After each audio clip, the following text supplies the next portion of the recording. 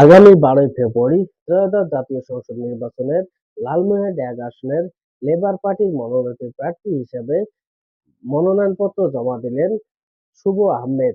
শুভ আহমেদের বাড়ি লালমনিরহাটের হাতীবান্ধা উপজেলায়। শুভ আহমেদ জানান, এবার আমরা তরুণ সমাজ একযোগে মাঠে কাজ করব এবং ঐক্যবদ্ধভাবে হাতীবান্ধা পাটগ্রামবাসীকে এগিয়ে নিয়ে যাব। এই জন্যই আমি বাংলাদেশ লেবার পার্টির প্রার্থী হয়েছি। মনোনয়নপত্র জমা দিয়ে হাতীবান্ধা পাটগ্রামবাসীর উদ্দেশ্যে যা বললেন লেবার পার্টির প্রার্থী শুভ আহমেদ। আমি মোহাম্মদ শুভ আহমেদ, লালমনিরহাট এক হাতীবান্ধা ও পাটগ্রাম উপজেলা বাংলাদেশ লেবার পার্টির মনোনীত প্রার্থী।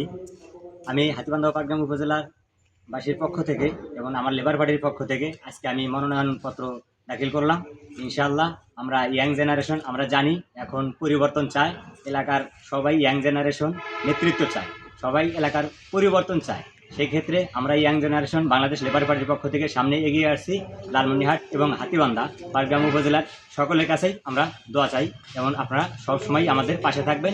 ইনশাআল্লাহ আমরা লেবার পার্টির পক্ষ থেকে আমরাও আপনাদের পাশে থাকব।